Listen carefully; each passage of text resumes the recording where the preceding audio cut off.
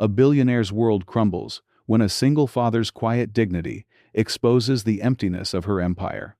In one restaurant confrontation, power shifts, hearts break, and two strangers discover that sometimes losing everything is the only way to find what truly matters. What happens next will leave you questioning everything you thought you knew about strength. Before we dive in, make sure to hit subscribe and leave a comment. Where in the world are you watching from?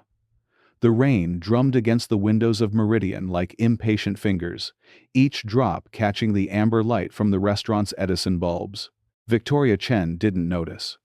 She never noticed rain anymore, hadn't since her assistant started handling weather apps and umbrella logistics 3 years ago. Her fingers moved across the tablet screen with surgical precision, approving acquisition documents that would dissolve a family bakery in Portland by morning. The numbers were clean. The profit margins, cleaner. The human cost irrelevant. "Miss Chen?" The server's voice was tentative, almost apologetic. "Your usual table is ready." Victoria's eyes remained fixed on the screen. "I'm not moving." The server shifted weight from foot to foot. Behind her, other patrons waited in the hostess station, designer coats dripping onto Italian marble. This table is reserved. Everything is reserved until I decide otherwise." Victoria's voice carried the kind of quiet authority that had convinced shareholders to approve hostile takeovers and made senators return her calls within the hour. She finally looked up, her dark eyes reflecting the amber light like polished obsidian. "I need to finish this." The server nodded quickly and retreated. But Victoria had already forgotten her existence. The document on screen detailed the final phase of Chen Industries' expansion into sustainable packaging, a $2.3 billion initiative that would position her company as the dominant force in eco-friendly corporate solutions. It was everything she'd worked toward since taking over from her father 7 years ago. Clean margins, vertical integration, market dominance. Her phone buzzed. A text from her assistant. "Board meeting moved to 9 a.m. Carlisle wants the Portland numbers confirmed." Victoria typed back without looking. "Done." Another buzz. "Also, Dr. Martinez called about your father's condition. Wants to discuss care options." This time, she paused. Her finger hovered over the keyboard for several seconds before she typed, "Schedule for next week." The lie came easier than breathing. There wouldn't be a next week. Not for this conversation, anyway. Her father's Alzheimer's had progressed beyond care options. He'd stopped recognizing her 3 months ago, and the doctors had stopped pretending there was hope 2 weeks after that. Victoria deleted the text thread and returned to her documents. "Excuse me." The voice was different, deeper, with a texture that made her look up despite herself. A man stood beside her table, maybe 35. With the kind of tired eyes that came from too many late nights and too few easy answers. He wore a flannel shirt that had seen better days and jeans that fit like they'd been earned, not bought. In his arms, he cradled a sleeping boy who couldn't have been more than 4 years old. "This is our table," he said quietly. Victoria's initial response died in her throat. Something about the way he held the child, protective but gentle, like he was carrying something infinitely precious and infinitely fragile, made her pause. "I'm using it," she said finally. The man's jaw tightened almost imperceptibly. "We have a reservation. Marcus Torres, 7:30. Victoria glanced at her Cartier watch. 7:47 p.m. She looked back at the man Marcus and noticed details she'd missed before. The careful way he balanced the boy's weight. The small backpack slung over his shoulder, worn at the edges. The fact that he was still holding the sleeping child, instead of setting him down, as if letting go wasn't an option. "Find another table," she said, returning to her tablet. Marcus didn't move. "Do you see other tables?" Victoria looked around the restaurant for the first time since arriving. Every table was occupied. Couples leaned into intimate conversations over wine that cost more than most people's monthly rent. Business associates sealed deals with handshakes over $30 appetizers. The hostess station had a line of people still waiting, and the bar was 3 deep with overflow seating. She looked back at Marcus. The boy in his arms shifted slightly, a small hand curling against his father's chest. Even in sleep, the child's grip was possessive, trusting. "That's not my problem," Victoria said. Something flickered across Marcus's face, not anger, exactly, but a kind of weary recognition. Like he'd seen this before, expected it even, but still felt the sting of disappointment. "Right," he said softly. Then, louder, but still careful not to wake the boy. "Move. This table belongs to me now." The words hung in the air between them. Victoria's fingers stilled on the tablet screen. Around them, the restaurant's ambient noise seemed to dim, conversations becoming murmurs, silverware clicking against china like distant percussion. She studied his face. There was no bluster in his expression, no posturing. Just a simple statement of fact, delivered with the kind of quiet dignity that couldn't be bought or taught or faked. "You can't make me move," Victoria said, but something in her voice had shifted. Marcus adjusted his grip on the sleeping boy, and Victoria caught sight of the child's face, round cheeks flushed with sleep. Dark eyelashes that seemed impossibly long. Lips slightly parted in the absolute trust of childhood slumber. "You're right," Marcus said. "I can't make you do anything. But I can ask you to be human."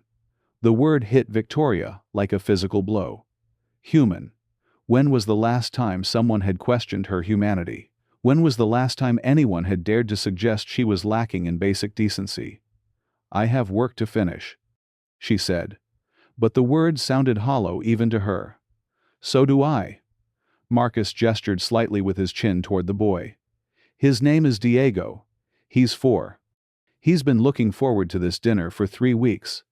Ever since I told him we could afford to come here for his birthday. He fell asleep in the car because he was so excited he couldn't sleep last night." Victoria found herself looking at the child again. Diego, 4 years old. Birthday dinner. The details created an unwelcome picture in her mind. A small boy counting down days, maybe crossing them off a calendar, maybe asking his father every morning if today was the day they got to go to the fancy restaurant. "I'm sure there are other places," she began. "No." Marcus's voice remained quiet. But there was steel underneath now. "Not like this. Not for him. This isn't just dinner. This is me keeping a promise." He paused, and something vulnerable flickered across his features. "It's the first promise I've been able to keep in a long time." Victoria felt an uncomfortable tightness in her chest. She looked down at her tablet, where the Portland Bakery acquisition documents still glowed on the screen. Numbers. Profit margins. Clean lines of corporate efficiency. She looked back at Marcus and Diego.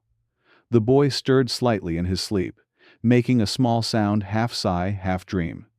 Marcus immediately began a gentle, almost unconscious swaying motion, the kind of instinctive response that spoke to countless nights of soothing, protecting, caring for this small human being who depended on him for everything. Victoria had never been held like that. Even as a child, her father's embraces had been brief, businesslike. Her mother had died when she was 7, and after that, affection became a luxury the Chen family couldn't afford. There were board meetings to attend, companies to acquire, empires to build. She'd never held anyone like that either. "How long have you been waiting for this table?" she heard herself ask. 2 hours, Marcus said simply. 2 hours. Victoria repeated the words, trying to process them. 2 hours of standing, holding a sleeping child, waiting for a table they'd reserved. 2 hours she'd stolen without thought, without consideration, without even noticing their presence. She looked around the restaurant again. The other diners were beginning to stare now, drawn by the quiet intensity of the standoff. A woman in designer clothes whispered something to her companion behind her hand.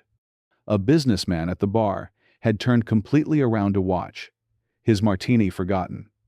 Victoria realized she was the villain in this story. The revelation should have made her angry. She was Victoria Chen, CEO of a Fortune 500 company, a woman who'd turned her father's regional packaging business into a global empire. She didn't apologize. She didn't explain herself to anyone. Instead, she felt something she hadn't experienced in years: shame.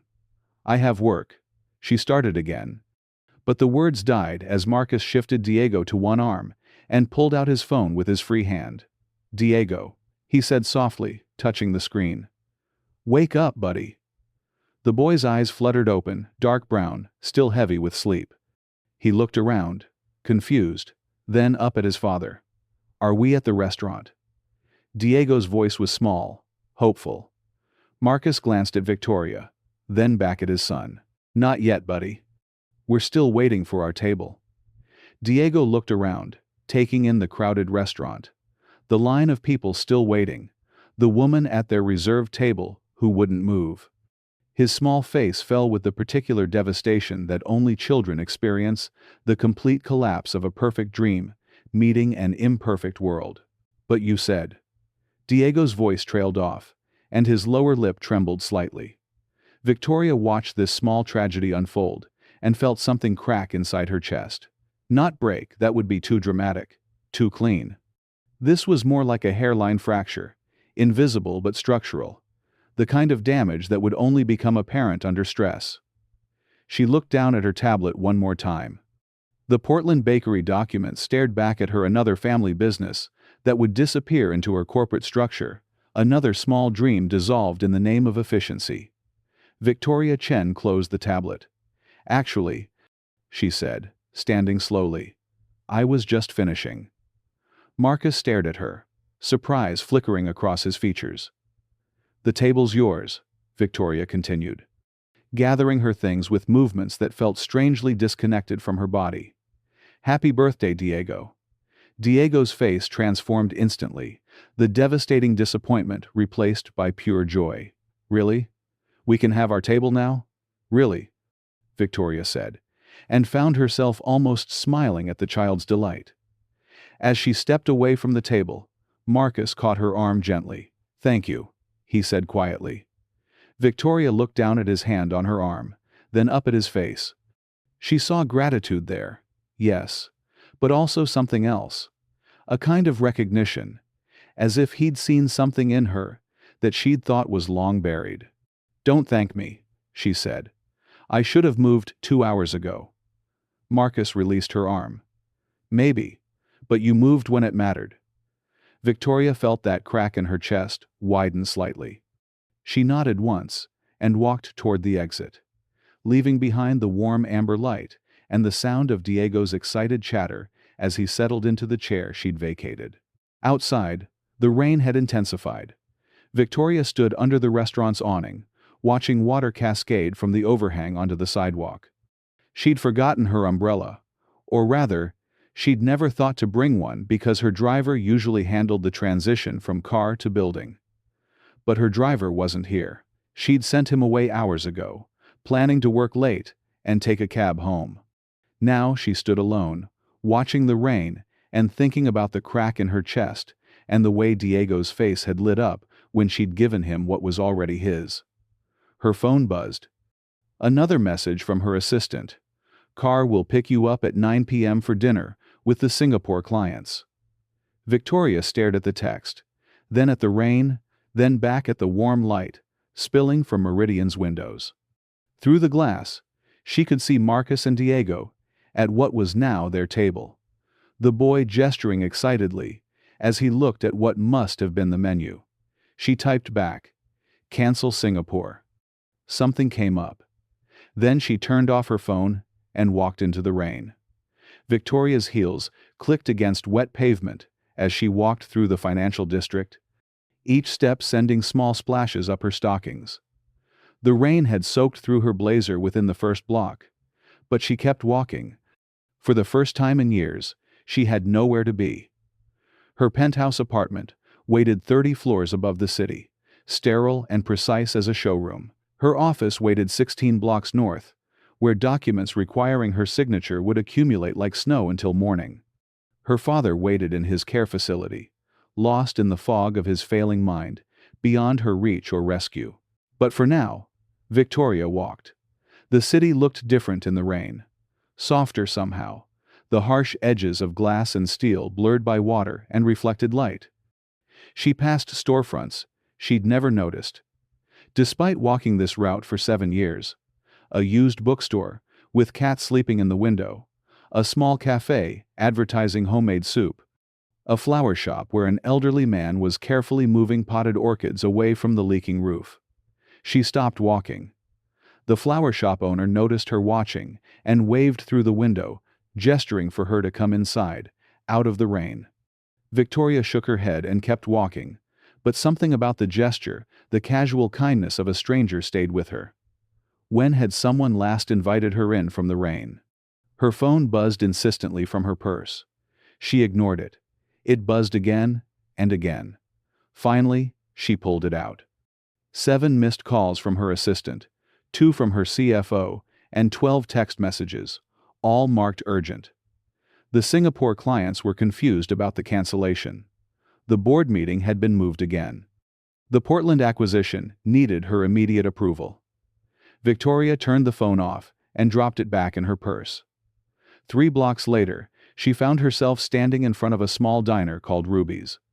The neon sign flickered intermittently, Ru Yee's, then Ruby's, then just Ru.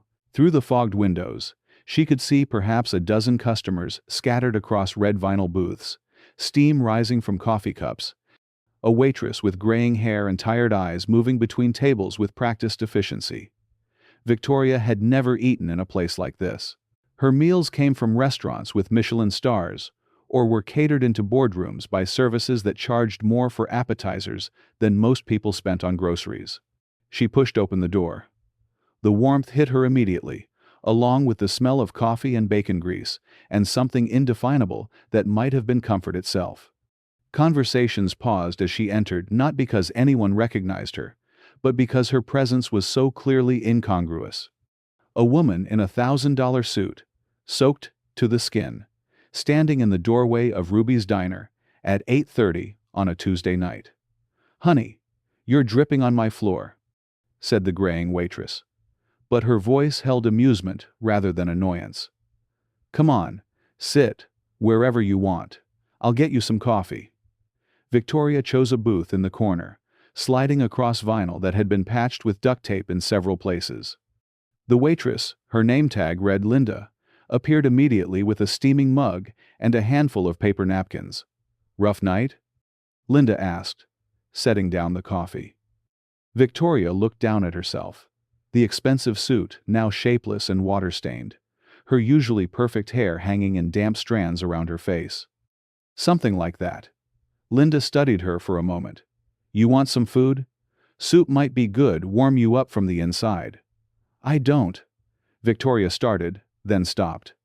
When had she last been hungry? Really hungry, not just mechanically consuming fuel to keep her body functioning through 16-hour workdays. "What kind of soup?" "Tonight's special is chicken and dumplings. My grandmother's recipe." Linda's smile was genuine, unforced. She always said it could fix whatever was broken. Victoria almost smiled back. "I'm not sure anything could fix what's broken with me." The words slipped out before she could stop them. Too honest, too revealing. But Linda just nodded, as if people confessed their deepest fears in her diner every night. "Honey, I've been working this job for 23 years.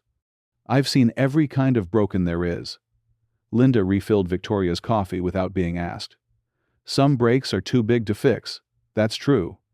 But most of the time, we just need to stop trying to hold all the pieces together by ourselves." Victoria stared into her coffee cup. The liquid was black, bitter, nothing like the precisely crafted lattes her assistant ordered for her each morning. It was perfect. "I'll try the soup," she said quietly. Linda squeezed her shoulder gently before walking away, and Victoria felt that crack in her chest widen another degree. She looked around the diner while she waited.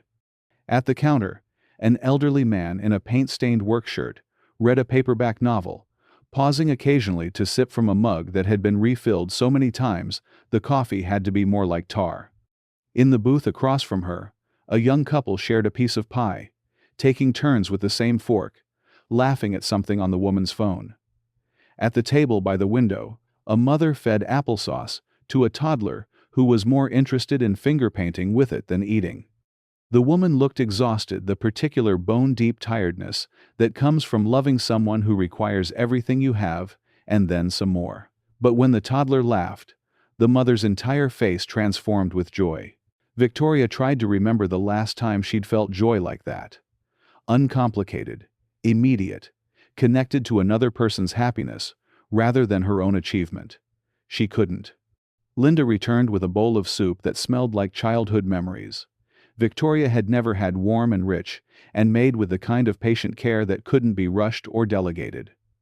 The first spoonful was a revelation. Not because it was extraordinary, but because it was ordinary. Simple, human. Good? Linda asked. Yes. Victoria realized she was crying. Just a little. Tears she could blame on the warmth of the soup, or the transition from cold rain to heated diner. But she knew better. Linda pretended not to notice, busying herself with wiping down the already clean table. You from around here? I work nearby. Chen Industries. The name usually commanded immediate recognition, deference, sometimes fear. Linda just nodded. That the big glass building with all the security guards? Yes. Must be important work. Keeping you out this late in the rain. Victoria took another spoonful of soup and considered the question. What was her work, really? Moving numbers from one column to another? Acquiring companies that other people had built with their hands and hearts and dreams? Creating efficiency where inefficiency had previously allowed for human connection? I thought it was, she said finally. Linda sat down across from her uninvited, the way only someone who'd spent decades reading people could get away with. Thought? Victoria met her eyes. Linda's were brown, like Diego's, but weathered with experience and kindness, and probably thousands of conversations just like this one. Earlier tonight, I took something that didn't belong to me. A table at a restaurant. A father and his son had been waiting for hours, and I just sat there. Working on documents that could have waited. Refusing to move because I could. But you did move. Eventually. Eventually. After I saw. Victoria paused, remembering Diego's face when he thought he wouldn't get his birthday dinner. After I realized what I was taking from them. Linda nodded slowly. That's the thing about power, honey. It's like a drug. The more you have, the less you notice what it costs other people, until something makes you see. I used to think power was about control, about making things happen the way they should happen. And now? Victoria stared down at her soup, watching steam rise from the surface. Now I think maybe it's about knowing when to let go. They sat in comfortable silence for several minutes. Around them, the diner continued its quiet rhythm, coffee cups refilled, conversations murmured, the cash register's cheerful ding, marking small transactions between people who treated each other with casual kindness. Victoria's phone began buzzing again from her purse. She ignored it, but Linda noticed. Important calls? Probably. My company is acquiring a bakery in Portland. The paperwork needs to be finalized tonight, or the deal falls through. Family bakery? Victoria nodded. How long they been in business? 43 years. 3 generations. The details came automatically. She'd memorized the acquisition file months ago. They specialize in traditional European pastries. The owner's grandmother started it when she immigrated from Poland. Linda was quiet for a moment. Sounds like a place with stories. Stories don't show up on balance sheets.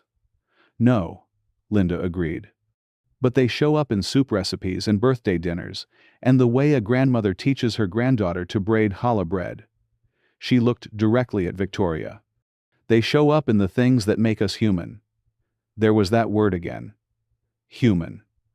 Victoria's phone stopped buzzing, then started again almost immediately.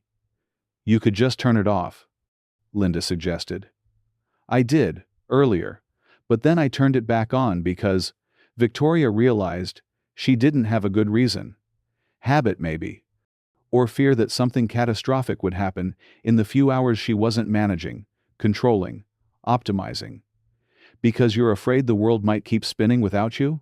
The observation was gentle but precise, like surgery performed with kindness. Victoria felt exposed, seen in a way that made her want to flee back into the rain and the familiar armor of her corporate identity. Instead, she pulled out her phone and turned it off again. "There," she said. "The Portland Bakery gets to keep their stories for one more night." Linda smiled, really smiled, the kind that reached her eyes and made the fluorescent lighting seem warmer. One more night might be all they need. To do what? To matter to someone who has the power to save them. Victoria finished her soup in thoughtful silence. When Linda brought the check, she stared at it for a long moment.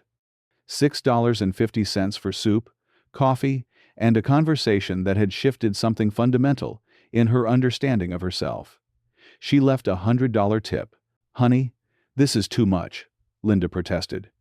"No," Victoria said, standing to leave. "It's probably not enough." Outside, the rain had softened to a gentle mist. Victoria walked back toward her apartment building, but slower this time, noticing things she'd missed on her way to the diner. The way light spilled from windows created warm squares on the wet pavement. The sound of laughter from a bar, where people gathered not to close deals but simply to be together. The smell of garlic and basil from a small Italian restaurant, where couples shared meals across tiny tables. She thought about Marcus and Diego, probably finishing their birthday dinner about now. She wondered what Diego had ordered, whether Marcus had been able to afford the meal he'd promised, whether the joy on the boy's face had been worth the 2 hours of waiting, and the quiet dignity required to stand up to someone like her. She thought about the Portland Bakery, 3 generations of stories about to be dissolved into Chen Industries' expanding portfolio of efficiency and profit. She thought about her father, alone in his care facility, disappearing piece by piece into a disease that no amount of money or power could fight. By the time she reached her building, Victoria had made a decision. The doorman greeted her with professional concern. "Miss Chen, you're soaked. Should I call for a car?" "No, thank you, James. I'm fine." He looked doubtful but nodded. "Have a good evening, ma'am." In the elevator, Victoria caught sight of herself in the mirrored walls. Her suit was ruined, her hair was still damp, and her makeup had mostly disappeared. She looked human.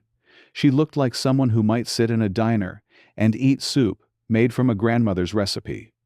Someone who might give up a table that didn't belong to her.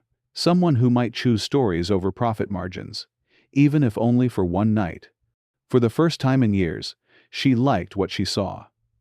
Victoria's penthouse apartment greeted her with its usual cold perfection. Floor-to-ceiling windows revealed the city sprawling below, a circuit board of light and ambition. The furniture was Italian, expensive, and arranged with the precision of a magazine photo shoot. Nothing was out of place, because nothing was ever used. Not the designer sofa, not the dining table that seated 12, not the kitchen that had never seen anything more complex than reheated takeout. She stood dripping on the marble entryway, reluctant to disturb the sterile harmony with her human messiness. Her laptop waited on the glass coffee table, exactly where her housekeeper had placed it that morning. Victoria approached it like it might bite, then opened it with fingers that felt oddly disconnected from her body. 47 emails, all marked urgent, all demanding pieces of her attention, her decision-making power, her corporate soul. The Portland Bakery acquisition documents blinked at the top of her priority list like a heartbeat. She clicked on them, and the familiar columns of numbers filled her screen. Revenue projections, market analysis, integration costs. Everything quantified, categorized, optimized for maximum efficiency. At the bottom of the file, almost as an afterthought, was a single photograph. Victoria had never noticed it before, buried as it was beneath layers of financial data. It showed the bakery's storefront, a narrow building squeezed between a used bookstore and a vintage clothing shop, with hand-painted signage that read, "Kowalski's European Pastries," in cheerful yellow letters. In the window, rows of elaborate cakes and golden loaves of bread created an edible still life. But it was the people in the photograph that made Victoria's breath catch. 3 generations stood in front of the bakery, their faces bright with pride and flour-dusted aprons declaring their craft. An elderly woman with silver hair and laugh lines, her hands resting on the shoulders of a middle-aged man who shared her smile. Beside him, a young woman, maybe 25, held a toddler who was reaching toward the camera with chubby fingers. 4 generations, actually. The toddler would grow up in this bakery, learning to braid challah and roll pierogi dough, and carry on traditions that stretched back to a grandmother's courage to start over in a new country. Unless Victoria signed the documents tonight, she stared at the photograph for a long time, memorizing faces that would soon become redundant personnel, stories that would become case studies in corporate efficiency. The elderly woman reminded her of Linda from the diner, the same weathered kindness, the same sense that she'd spent decades nourishing people in ways that couldn't be measured or monetized. Victoria's phone rang from her purse.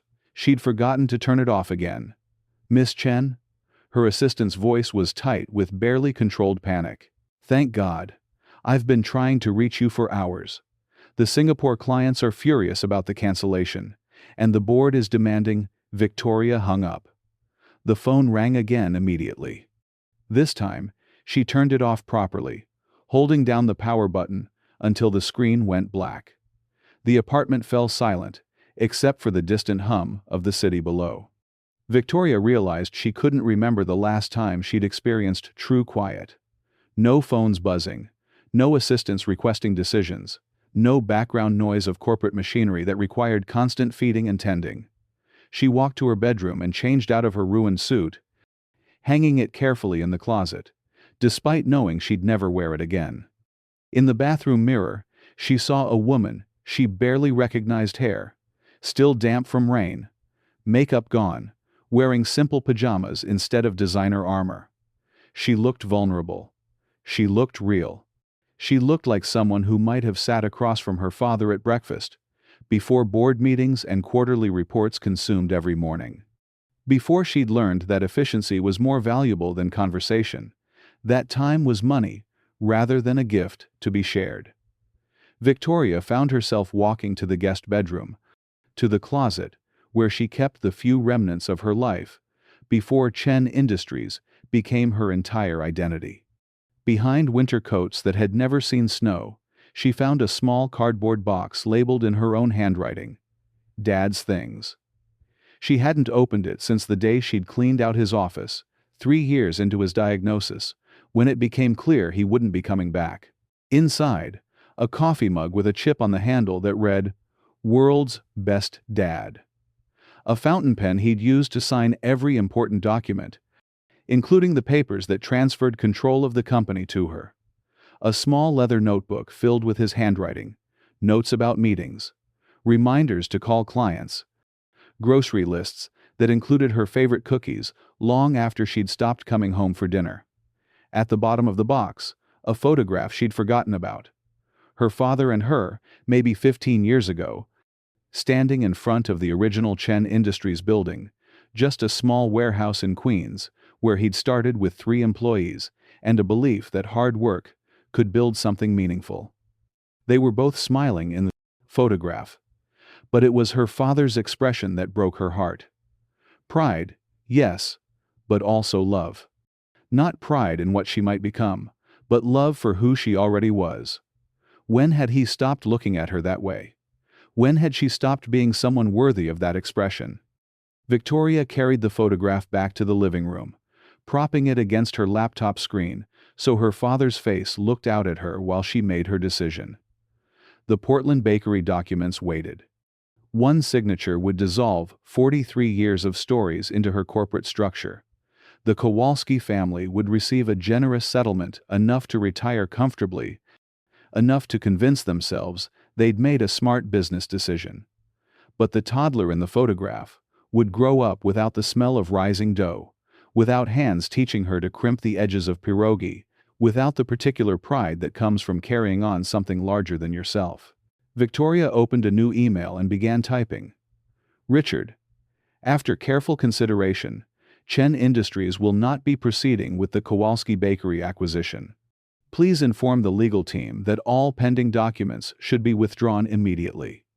The acquisition strategy for sustainable packaging will need to be revised to reflect this decision. I'd like to schedule a meeting next week to discuss alternative approaches that don't involve displacing family businesses. Regards, Victoria Shi sent the email before she could second-guess herself. Her laptop immediately chimed with an incoming video call. Richard Carlyle, her CFO, his face tight with confusion and barely controlled frustration. Victoria let it ring. Another call, this time from her legal counsel. Then another from the head of acquisitions. Then, a conference call that included half the board of directors. Victoria closed the laptop.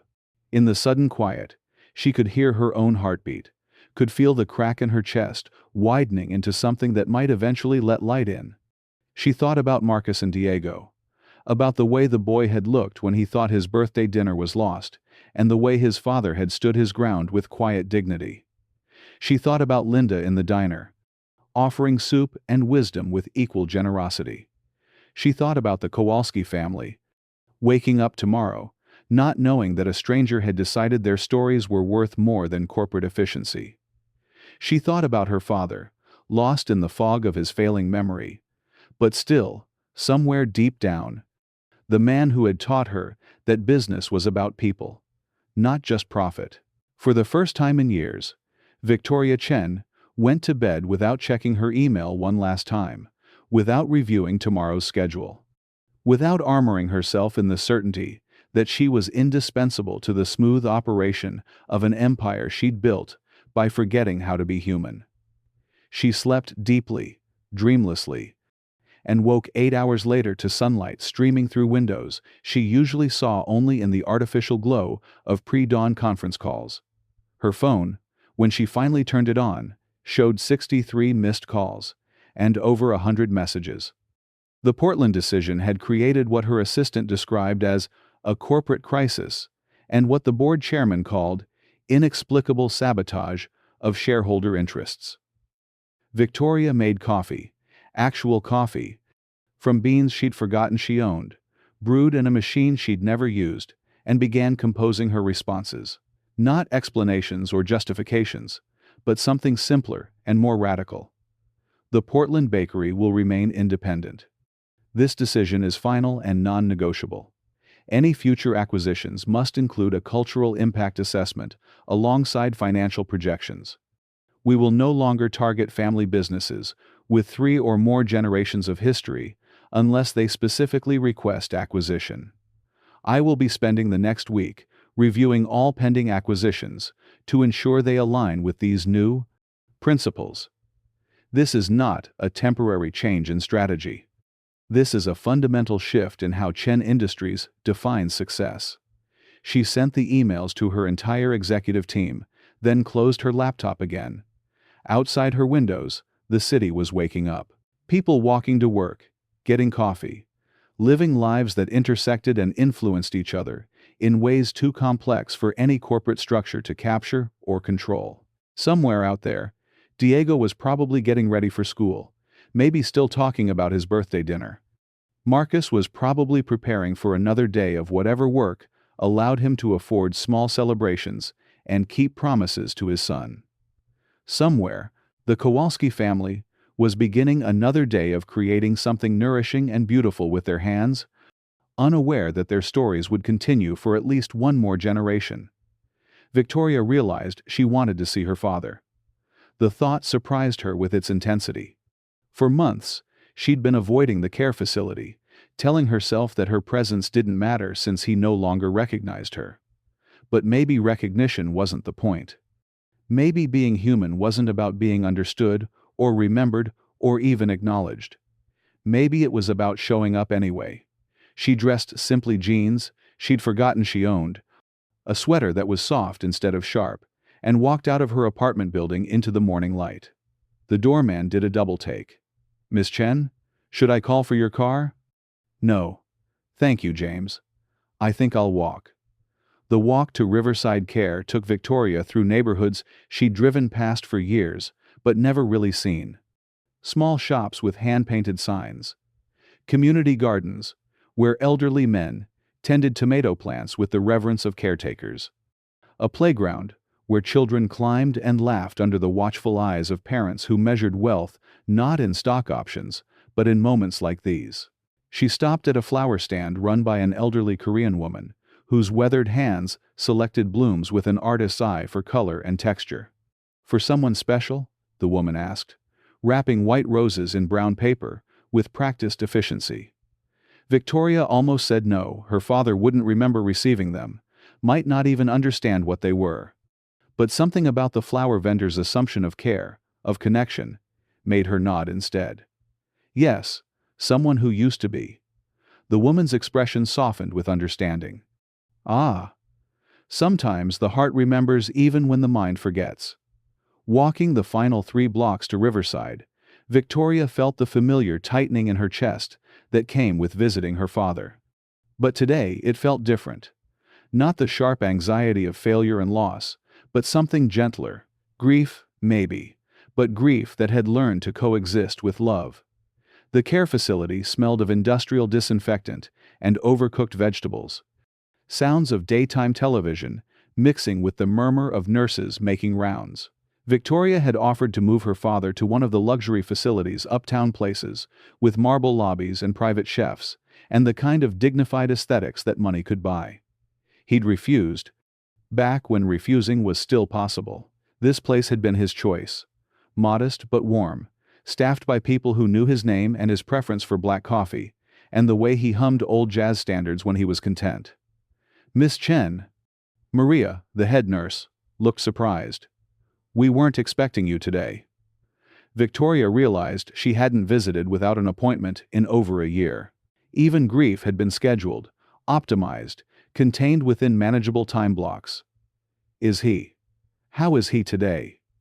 Maria's smile was gentle. "Good days and difficult days, you know. Today he's been asking about his daughter. Keeps saying she's supposed to come to dinner."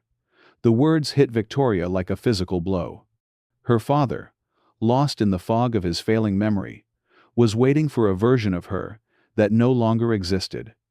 A daughter who came to dinner, who prioritized family over board meetings, who measured success in shared meals rather than quarterly reports. "Room 247, Maria said softly. "Take your time." Victoria walked down the familiar hallway, past doors that revealed glimpses of other people's stories. A woman teaching her husband to use a tablet, their heads bent together in concentration. An elderly man showing photographs to his granddaughter, their laughter spilling into the corridor. Her father sat by his window, dressed in a cardigan she'd bought him years ago, but had never seen him wear. His hair was thinner now, completely silver, but his posture retained the dignity that had carried him through decades of building a business from nothing. "Dad?" He turned, and for a moment Victoria held her breath, hoping for recognition, for the spark of connection that had been absent from their last several visits. His eyes were puzzled, searching her face for familiar landmarks. "I'm sorry, have we met?" The question should have devastated her. Instead, Victoria felt an odd sense of freedom. Here was a chance to meet her father again, without the weight of disappointment, and missed dinners, and corporate obligations that had grown between them like scar tissue. "I'm Victoria," she said, settling into the chair beside him. "I brought you flowers." His face brightened as she handed him the white roses. "How thoughtful." "My daughter loves flowers, you know. She's coming for dinner tonight." Victoria felt tears prick her eyes. "Tell me about your daughter." "Oh, she's wonderful. So smart, so ambitious. She's going to do great things someday." He paused, his expression growing wistful. "I just worry sometimes that she's forgotten how to be happy. Too much work, not enough."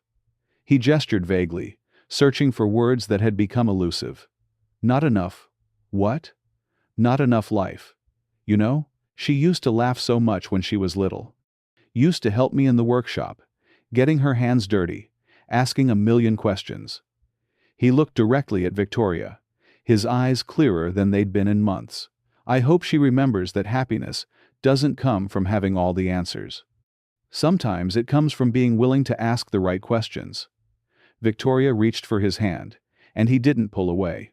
His skin was paper thin now, spotted with age, but his grip was still warm. What questions should she ask? "Well," he said, settling back in his chair with the air of someone preparing to share important wisdom. "She should ask herself if she's living the life she wants, or just the life she thinks she's supposed to want. That's a big difference, you know." They sat in comfortable silence, her hand in his, the white roses brightening the utilitarian room. Outside the window, Victoria could see a small garden, where residents sometimes walked with their families, where children visited grandparents, and lovers grew old together. "There's something else," her father continued. "She should ask herself if she's building something that matters. Not just something profitable, but something that makes the world a little bit better, a little bit kinder. And if she's forgotten how, then she should start small, one person, one moment, one choice at a time." He squeezed her hand. "It's never too late to remember who you wanted to be before you learned who you were supposed to be." Victoria felt the crack in her chest widen completely, letting in light she hadn't felt in years. Here was her father, lost in the fog of dementia but somehow clearer than he'd been when his mind was sharp and his focus was entirely on building an empire. "She's lucky," Victoria said quietly, "to have a father who believes in her. The luckiest thing," he said, "is that she doesn't need me to believe in her anymore. She just needs to believe in herself." They talked for another hour, or rather, he talked and she listened. Stories about the early days of Chen Industries, when success was measured in satisfied customers rather than stock prices. Memories of his wife, Victoria's mother, who had died too young but had left behind a legacy of kindness that he'd tried to honor. Dreams he'd had for his daughter that had nothing to do with corporate dominance and everything to do with contentment. When visiting hours ended, Victoria kissed his forehead gently. "Will you come back?" he asked, and something in his voice suggested he knew, on some level, who she really was. "Yes," she promised. "I'll come back." Walking out of Riverside, Victoria felt fundamentally changed. Not fixed. That would take more than one conversation, but oriented differently, like a compass that had found true north after years of spinning wildly. Her phone had been buzzing insistently throughout the visit. When she finally checked it, she found a series of increasingly frantic messages from her executive team. The Portland decision had sent shockwaves through the industry. Shareholders were demanding explanations. Competitors were circling, sensing weakness in Chen Industries' sudden departure from aggressive acquisition strategies. There was also an email from her assistant. "Emergency board meeting called for 2 p.m.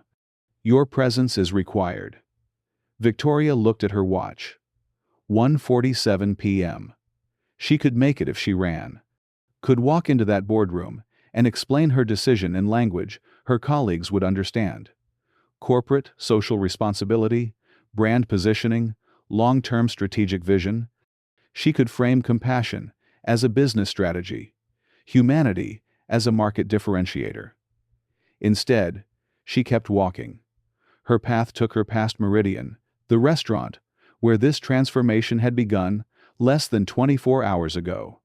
Through the windows, she could see the lunch crowd business people, like her former self, conducting meetings over expensive salads, making decisions that would ripple outward into lives they'd never see or consider. She found herself wondering about Marcus and Diego. Whether they were having a good day, whether the boy was still talking about his birthday dinner, whether his father had managed to keep another promise in a life that probably contained too many disappointments. On impulse, Victoria pushed open the restaurant's door. The hostess recognized her immediately. "Miss Chen, how lovely to see you again. Your usual table?" "Actually, I'm not staying. I wanted to ask about the gentleman and little boy who were here last night. They had the table by the window?" The hostess's expression grew cautious. "I'm not sure I can share information about other guests. I don't need personal details. I wanted to make sure they had a good evening. After the wait. Something in Victoria's voice must have conveyed sincerity rather than corporate surveillance, because the hostess's face softened. Oh, they were wonderful. The little boy was so excited, kept telling everyone it was his birthday. His father ordered the special kids menu, and our pastry chef brought out a little cake with a candle. I've never seen a child so happy. Victoria felt a warmth in her chest that had nothing to do with the restaurant's ambient lighting. That's good. I'm glad. It was sweet, really.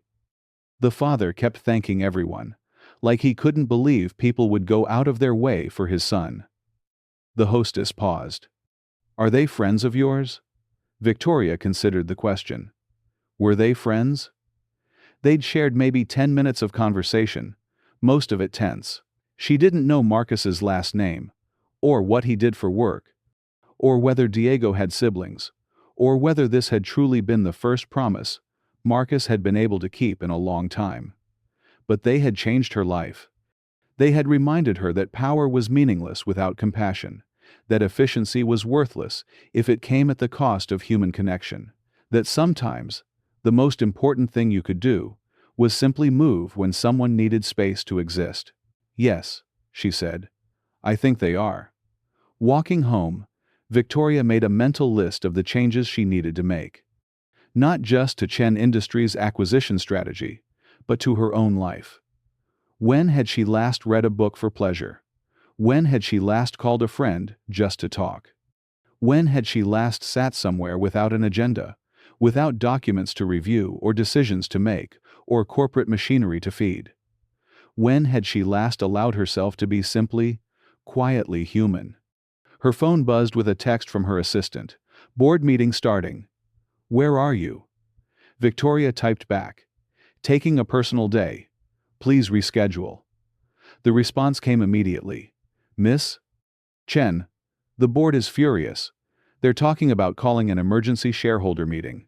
Victoria stared at the message for a long moment, feeling the familiar tug of corporate gravity trying to pull her back into orbit around meetings and quarterly projections and the endless pursuit of more. Then she turned off her phone and kept walking toward whatever came next. The emergency board meeting happened without her. Victoria learned this 3 days later, when she finally turned her phone back on, to find 247 missed calls and a voice message from Richard Carlyle that began with Victoria. What the hell? Before she deleted it without listening to the rest. She'd spent those 3 days walking, not aimlessly, but with the deliberate pace of someone reacquainting herself with a world she'd forgotten existed.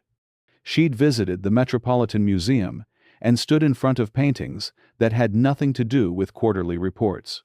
She'd sat in Washington Square Park and watched street musicians perform for crowds who gave money simply because beauty deserved to be supported.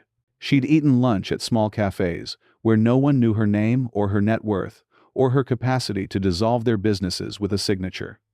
She'd felt human. Now, sitting in her office for the first time in 4 days, Victoria faced the consequences of her absence. The emergency board meeting had resulted in a formal vote of no confidence. Her authority over major acquisitions had been suspended, pending a psychological evaluation. The Singapore clients had terminated their contract and were demanding compensation for the erratic leadership decisions of Chen Industries. Her assistant had left a resignation letter on her desk, along with a forwarding service for her correspondence, and a carefully worded statement about pursuing opportunities more aligned with traditional corporate values. Victoria should have felt panic, should have been calculating damage control strategies and composing explanations that would satisfy shareholders and restore her reputation as a reliable steward of corporate interests. Instead, she felt oddly peaceful. She opened her laptop and began typing a new kind of document, not an acquisition proposal or a strategic plan, but something simpler and infinitely more complex.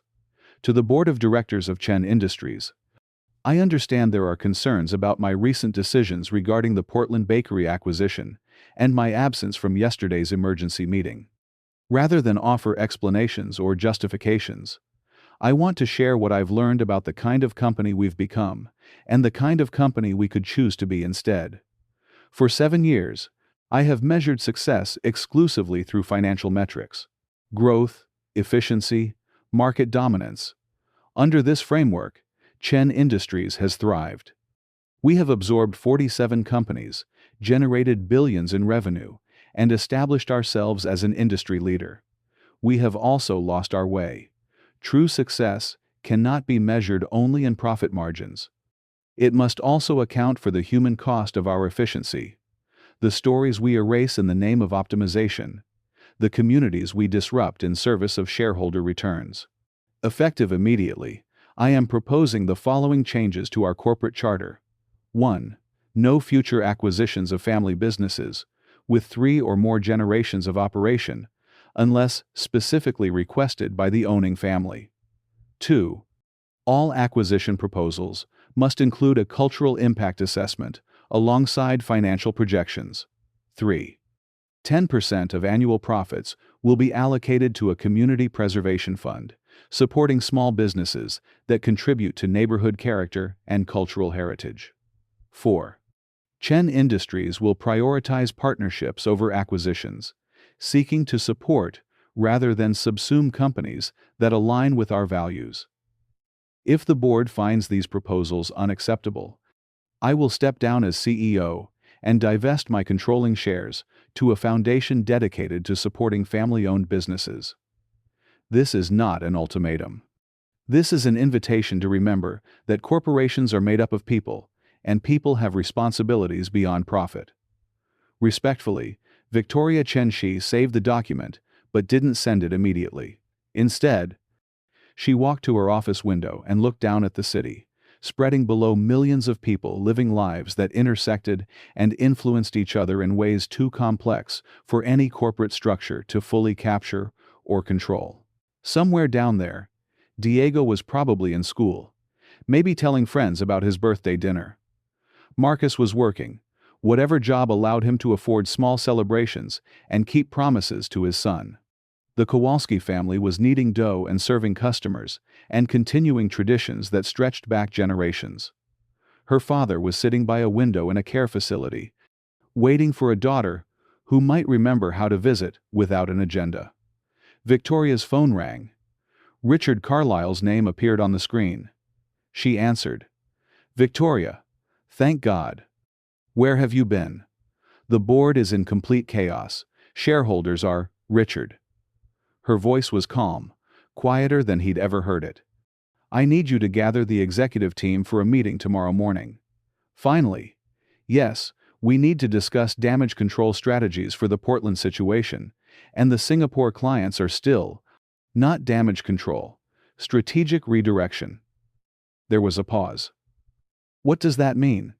"It means we're going to talk about what kind of company we want to be.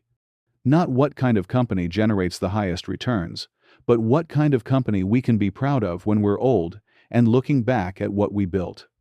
"Victoria, are you feeling all right?" "Because some of the board members are suggesting that the stress of leadership might be..." She hung up. An hour later, Victoria found herself walking past Ruby's diner. Through the windows, she could see Linda serving coffee to the evening crowd, moving between tables with the same practiced grace Victoria remembered from their conversation 4 nights ago. Victoria pushed open the door.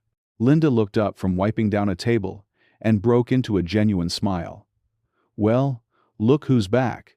How did that important work turn out?" Victoria slid into the same booth she'd occupied before. "I saved the Portland bakery." "Did you now?" Linda poured coffee without being asked. "How's that feel?" "Expensive. My board thinks I've lost my mind. My CFO is calculating the cost of my conscience. My shareholders are questioning my fitness to lead." Linda sat down across from her, uninvited but welcome. "Sounds about right. People don't like it when you change the rules they've been winning by." "I might lose everything. Might gain everything too, though. Depends on how you keep score." Victoria looked around the diner at the construction worker reading a paperback novel, at the young couple sharing dessert, at the mother feeding applesauce to her toddler while simultaneously helping an older child with homework. None of them looked particularly wealthy by conventional standards, but all of them looked connected to something larger than themselves. "I visited my father yesterday," Victoria said. "He has Alzheimer's. He didn't recognize me, but he told me about his daughter, about the person he hoped I'd become. Turns out he had very different dreams for me than I had for myself." Linda nodded as if this made perfect sense. "Parents usually do. They dream about our happiness instead of our success. Hard to remember the difference sometimes." He said happiness comes from asking the right questions instead of having all the answers. "Smart man. I'm not sure I know how to ask the right questions yet. I've spent so many years focused on solutions and strategies and outcomes. I've forgotten how to sit with uncertainty, how to admit I don't know what comes next." Linda refilled Victoria's coffee cup. "That's the thing about questions, honey. They're not meant to be answered right away. They're meant to be lived with, sat with, grown into. The best questions change you just by being asked." They sat in comfortable silence for several minutes. Around them, the diner continued its quiet rhythm of human connection, conversations and laughter, and the small kindnesses that made life bearable. "I wrote a letter to my board today," Victoria said finally.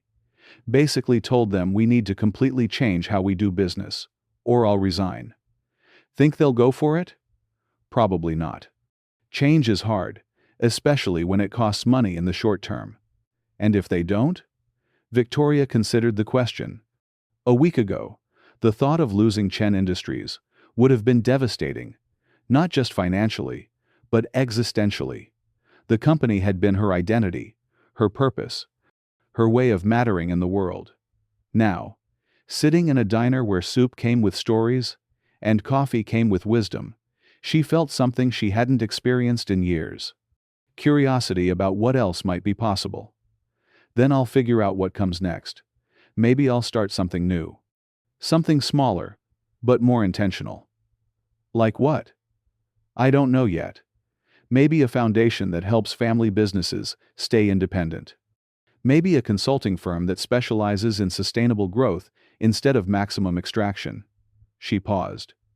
"Maybe I'll just take some time to remember who I was before I became CEO of Chen Industries." Linda smiled.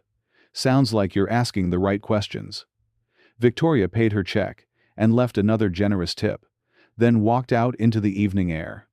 The city felt different now, not a collection of assets to be acquired and optimized, but a living ecosystem of human stories, intersecting in ways both planned and accidental. She thought about Marcus and Diego again, wondered if they might cross paths someday under different circumstances. She hoped so. She hoped she'd have the chance to meet them as herself, rather than as the woman who had taken their table, kept their promise hostage, demonstrated the worst of what power could become when disconnected from compassion. Her phone buzzed with a text message from an unknown number. "Miss Chen? This is Maria from Riverside Care. Your father asked me to tell you that he had a lovely visit with a young woman yesterday who brought him flowers. He wanted you to know he's looking forward to dinner with his daughter soon." Victoria stopped walking, reading the message twice before the full meaning sank in. Somewhere in the fog of his failing memory, her father had recognized her. Had known, on some level, that the woman with the white roses was the daughter he'd been waiting for. Had known she was finally ready to come home. She typed back, "Tell him I'll be there Sunday. And that I'll bring flowers again." Then she turned toward her apartment, toward whatever tomorrow would bring, toward a future that was uncertain but no longer empty. In her pocket, her phone buzzed one more time. Richard Carlyle again, probably with more urgent demands and corporate crises that required immediate attention.